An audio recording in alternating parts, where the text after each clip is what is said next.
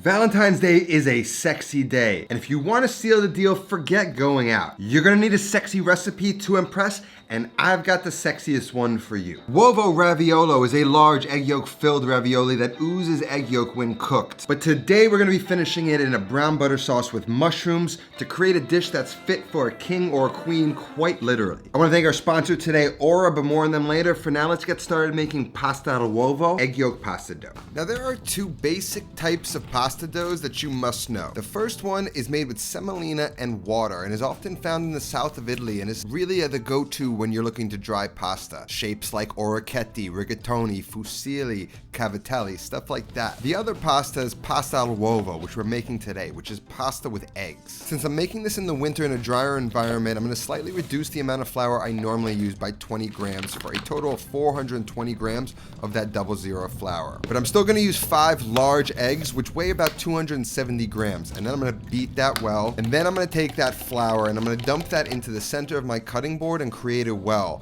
with some high walls and pour that egg mixture into the well using the fork to continue to beat the egg, slowly pulling in some flour from that wall of flour around the edges, and continue beating the egg until you create this thick pancake batter consistency. Then, using the bench scraper, start to fold in that flour from the walls into the egg and start to cut that flour into the egg, squashing it all together, compressing it until it forms some sort of a workable rough dough. Once you've got a nice ball formed, you're gonna start to use your hands and begin to knead the dough.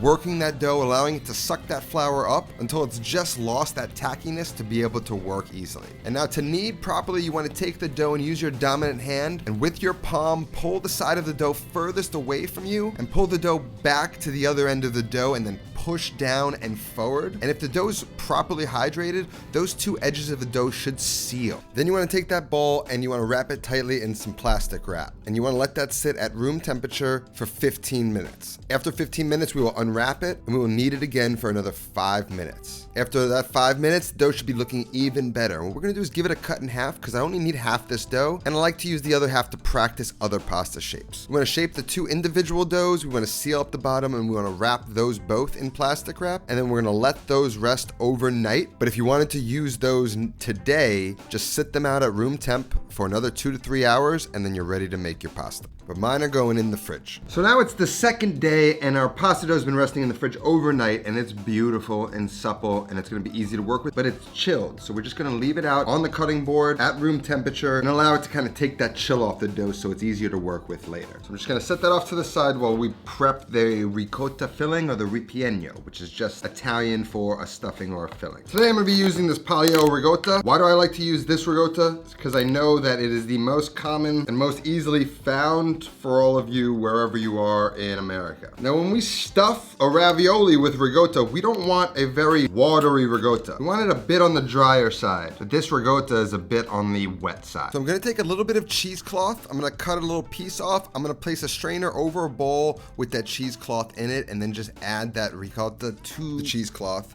I'm gonna put a plastic wrap on top and I'm gonna weigh that cheesecloth down with a few lemons to extract its moisture. Now this is first thing in the morning, so I'm sort of projecting towards later. I know if I let this sit for a few hours while I go do other things in the morning, this should be nice and thick and drained out of a lot of the moisture by the time I come back to finish making the filling. I'm just gonna pop this in the fridge for a little bit and allow this to do its thing. Now before we move on to the next step, I wanna talk to you guys about getting you protection online thanks to our sponsor today, Ora. They help you fight back against those annoying websites that make your personal information public by automatically requesting removal of your information, which helps in doing things like reducing those frustrating robocalls that are the reason I don't answer my phone anymore. Ora gives you near real-time alerts on suspicious credit inquiries, like if someone is opening a loan or credit card in your name. Their VPN allows you to stay anonymous online by keeping your browsing history and personal information safe and encrypted. And they protect your devices from viruses, malware, spyware, and more so the bad guys can't break into your life. Aura even helps you manage what your kids can do on their devices. You can restrict specific apps, set screen time limits, and even set focus times to ensure your children are doing their homework instead of binging their favorite YouTuber like Not Another Cooking Show. And their password manager lets you store and access your online passwords securely and conveniently, so you don't have to go busting through your brain trying to remember 10,000 passwords all the time. Maybe you already have apps that do all of this, but with Aura, you download and pay for one app instead of 7. They do it all. And if you sign up right now, Aura will give you a 2-week free trial with my link. You'll be shocked at how much of your private information Aura finds exposed over those 2 weeks, and you're gonna wanna get it taken care of. So head on down to the link at the top of the description, get your free trial with Aura today, and let's jump back into the recipe. So that's about noon. It's been about 3 hours. And as you can see, a lot of that moisture has drained off, and our ricotta has gotten a lot thicker. To make our filling, we're just gonna transfer that ricotta straight into our bowl. We're going about 15 ounces of whole milk ricotta. To that, I'm going to add almost an equal amount of grated Parmigiano Reggiano. Then I'm gonna take a small handful of parsley and chop that very finely.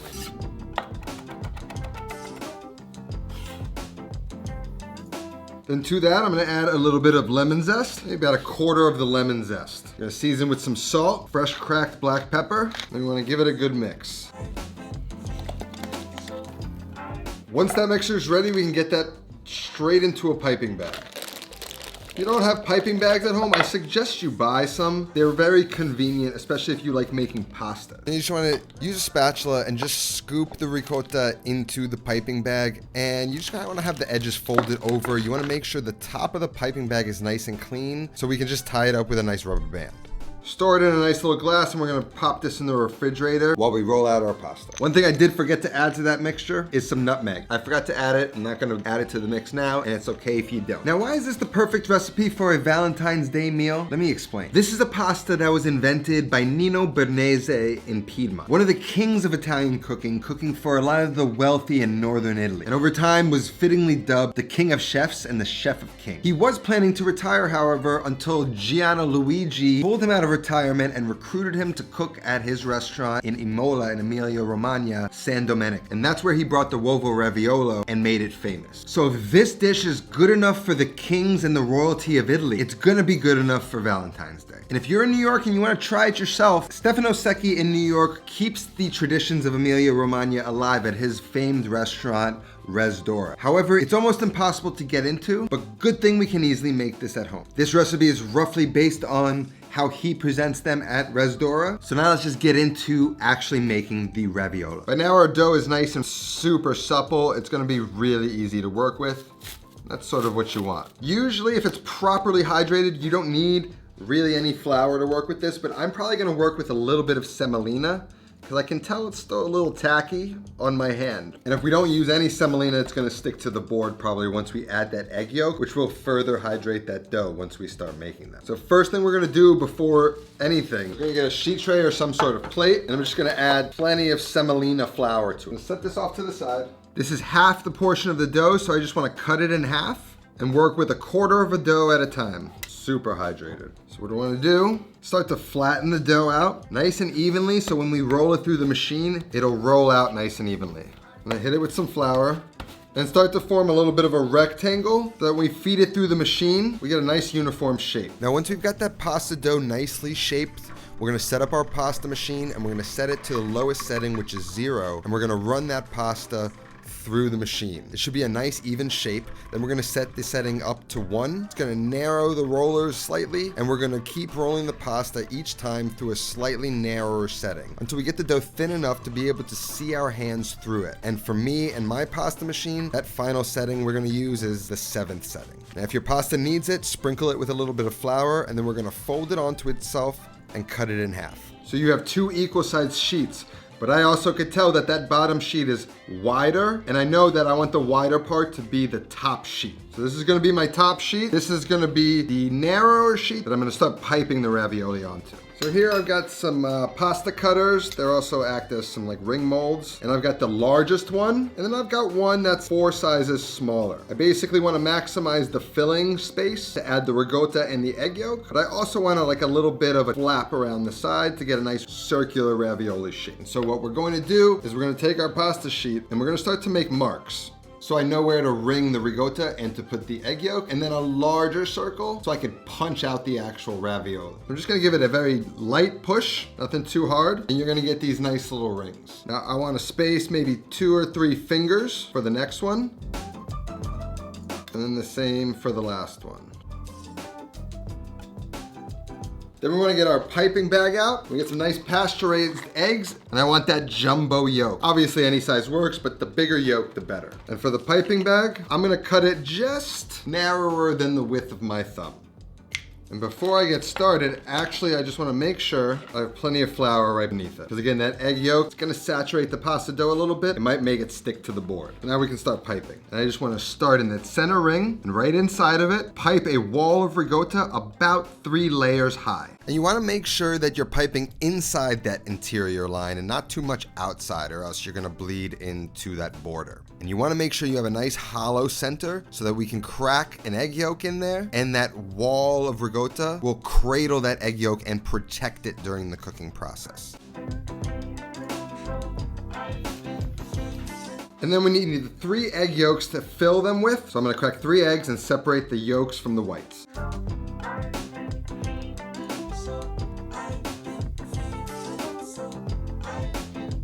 And gently with your hands, you want to start to make sure you overlap that top sheet nice and neatly over the bottom sheet, and then slowly and gently, you kind of just want to work out any air pockets and start pushing them towards the sides before we really start to seal in these ravioli. Now I know that smaller one we punched out, I want to seal them, but that part's not going to fit. So I'm just going to find the mold that does, maybe 1 or 2 sizes bigger, and just sort of seal that in. Then I'm just gonna start to compress those 2 sheets into one. Make sure they're not stuck. Then we wanna take our biggest and punch out the ravioli. I wanna make sure we're nice and symmetrical though. We wanna make sure we have a nice little rim around that core stuffing. And then you wanna just go out with that ring mold and just punch out the rest of those raviolis and then remove the trim. And if you don't have ring molds, you cut them into squares. We just wanna go around and make sure we flatten that rim. If the dough is just super hydrated, which mine is, the semolina is gonna dry it out, and we're also gonna let it chill in the fridge. So everything firms up right before we start to cook. You wanna make sure you sit it on top of a good mound of the semolina. Otherwise that egg yolk will continue to saturate and it might get stuck. And I'm just gonna cover them with semolina. And this is only for date night. For date night, you really only need 2. On Valentine's Day, the idea is not to eat a lot because you hope to be active after dinner. So you're not trying to stuff yourself. One of these is gonna be perfectly filling. We're gonna pair it with a really bright, acidic arugula salad. Maybe you have a little bit of dessert. May I suggest the chocolate lava cake on the channel? I'll leave a link down in the description to that. These go in the refrigerator for 20 minutes, 30 minutes. Now with this ravioli, which is really rich and fatty, with that egg yolk and that brown butter, we're gonna wanna serve a really bright, simple, vinegary, acidic salad. So I'm just gonna take some arugula.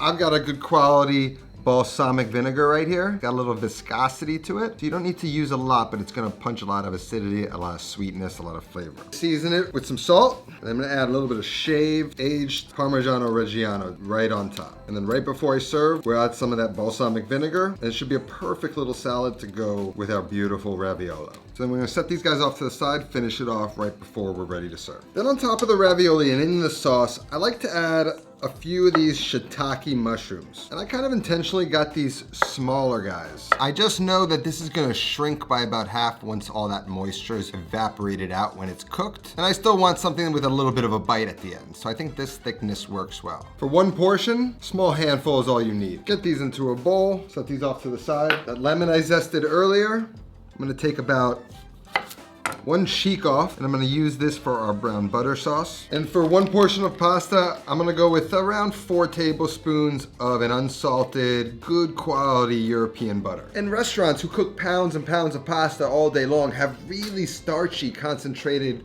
pasta water that they cook their pastas in. When we start cooking a pasta like this, in which we need a lot of pasta starch, we're starting from ground zero. There's not gonna be a ton of starch in the water if we just add 1 or 2 ravioli to the water. I wanna add a little less water, and the residual starch from that semolina and the pasta should be enough to thicken the sauce once we go to use that pasta water. The only thing is the ravioli might stick when you drop it. You just wanna make sure you keep it moving so it doesn't stick to the bottom of the pan. So I've got that pot of water on the stove, and I'm bringing that up to a boil. Now over at the stove, I've got 2 pots. One with the pot of salted water boiling, which is about halfway full for the reason I just explained. Second pan off to the side on medium-high heat, we're going to add that butter. And we're gonna get it melted, and once it's melted, we're gonna toss in those mushrooms right away and season them with salt. And what we're doing here is we're making a brown butter while essentially at the same time sauteing and browning the mushrooms. And if you cut the mushrooms properly, they should brown at just about the same time that the butter has become the perfect brown butter. Right when that browning process begins to start, that is the moment that I want to drop my raviolo into the water, get it going, and keep it stirring so it doesn't stick. The pasta will start to float after about 1.5 minutes. I'm then going to allow it to cook for another 1.5 minutes. At the same time, the butter is beginning to turn a really nice dark brown, and the mushrooms at the same time are browning perfectly, just as expected. Now I'm going to turn the heat off on this pan. It will continue to brown, but it's going to begin to cool down slightly. And once it's simmered down, we can add that squeeze of lemon. If you add it too hot, it just kind of creates a big reaction. Then I'm going to add a little bit of that starch floating at the top of the water to the pan, and then add the raviolo. And then I want to get the heat back onto the pan, and I want to cook that raviolo for another 1 or 2 minutes in that sauce, basting that sauce on top of the ravioli, reducing that sauce down and thickening it. And once it's nice and thick and coats the pasta, we can get it off the heat and we can start to plate. Now to plate the raviolo, we can add a little dollop of the ricotta filling to the center of the plate to keep the raviolo from sliding around, and then place that raviolo right on top. Then bathe the raviolo in that beautiful brown butter sauce, and then finish it all with a sprinkle of Parmigiano Reggiano. Now we can dress the salad with some of that balsamic vinegar, maybe a little bit of olive oil, give it a nice toss, and then plate it up real nice, and we can set the table. Then we want to arrange the plates. A candle, of course, and wine is a must. And I'm not a rose guy myself, but nothing says Valentine's Day like a nice red rose. Maybe you sprinkle some petals around. Let her know that you really thought this through. Light the candle, set the mood, pour a nice Tuscan red, and then serve this beautiful dish to your love, your crush, or even yourself, because yourself needs love too. And you cut into that raviolo, you watch that yolk ooze out onto the plate, and that becomes one with the sauce. And it's that brown butter and that egg yolk that creates this impressive, luxurious, romantic pasta. And if there was ever an appropriate time to call a dish sexy, it is this time. Now I'm telling you, if this recipe does not seal the deal, then it's probably your personality. Best of luck to you on Valentine's Day. Recipe's gonna be linked down in the description. That's all that I have today. I'll see you next time. Until then, take care of yourself and go feed yourself.